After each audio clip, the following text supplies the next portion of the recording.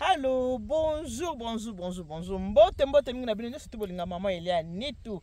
Na pesi bino ba mbote ba ebwe ma vimpi muko bazima. Ndenge na yebisaki bino.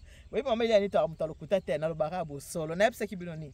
Bomona to nazo petit déjeuner na bike ndenge nazawa na bimi na ke Maluku. Bongo Maluku nazawa wapi? Toronto City VIP de Maluku. Futur quartier résidentiel. Bomoni Toronto City yangoyo VIP de Maluku. Naza vraiment na kati ya Maluku ngayeyo. Wabino mama Elia nitu. Eza descente ya ngayo na otambola na obouger. Ngayo Toronto City VIP de Maluku. Nde na yebisa kabino soko za na posa ya kosomba lupango. Bo bengi nga ebele kotuna. Mama Elia nitu. Est-ce que mapango ngoza? Oui, eza ya solo. Mama nitu ngayeyo. Na Toronto City VIP de Maluku. Bomoni ngate ngayeyo. Donc mutu nyoso za na posa lupango ko hésiter lisusu te benga papa Willy. Benga papa Willy le solo na papa Willy oza bawe mapango ndeto oki osala musala tango to osala tango to oza moi moi lo meya to sani to zonga na kati ya mboka na biso to osani to ya kotonga quartier moko magnifique eza magnifique yango yo Toronto City VIP de Maluku botala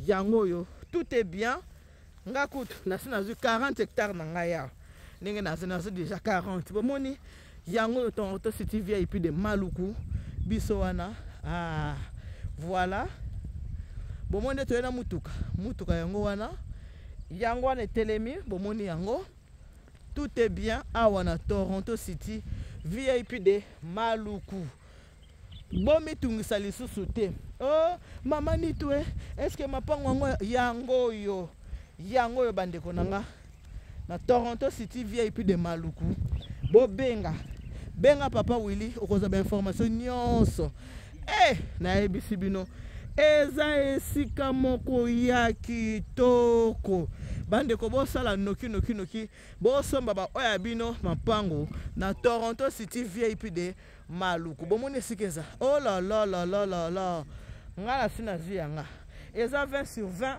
mais ngala suis 40.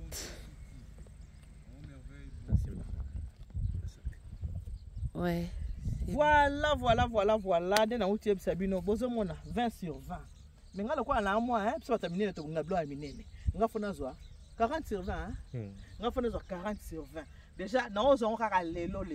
Ndenge na zo zango lelo. Ndenge ba kokata matiti, ndenge ko bonga na olakisa bino ke bomoni nena kendeki na Toronto City VIP de Maluku. Oya ngalo pango yango tango to kuna to ko lukalo meya foto sani to ya kotonga na mboka.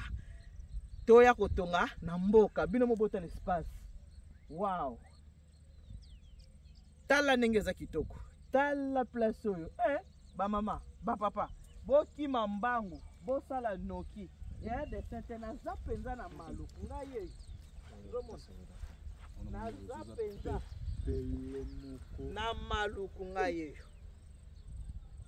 Na ye awa réseau ezali nazo benga bazo benga nga WhatsApp sans problème. WhatsApp ezoleka sans problème. Merci papa Willy. Papa Willy merci. Na likanisa kitoko ya kopesa biso opportunité na mbongo mukie. Ozu sika kitoko. Tango ko valoriser yango. Tango ko tonga yango na ba norme nyonso modèle yo lingeli. Oloba kaka mbongo yo yango telemisinga eloko boy. Poto tokenda poto luka. Sima tozonga totonga na mboka na biso. Soko lingo tonga otonga wapi? Ngana conseiller yo. Yo otonga wapi? Toronto City VIP de Maluku. Voilà. Toronto City VIP de Maluku. Yango wana esika ya kotonga. Kokende mosika te, koluka pe esika mosusu te, yakobe na Toronto City VIP de Maluku. Quartier moko résidentiel bomoni. Bana mboka boya kosomba pe botonga. Toya kosomba pe totonga na mboka na biso. Maele nyoso tozi na mboka mundele. Mbongo nyoso tozi na mboka mundele. Toya ko investir na kati ya mboka na biso Congo na Toronto City VIP de Maluku. Mboka kitoko. Mboka bankoko batikela biso. Voilà. Toronto City VIP de Maluku. Mameli anitu azu 20 40. Merci papa Willy. Nzamba pambola yo, nzamba sunga yo. Okende liboso.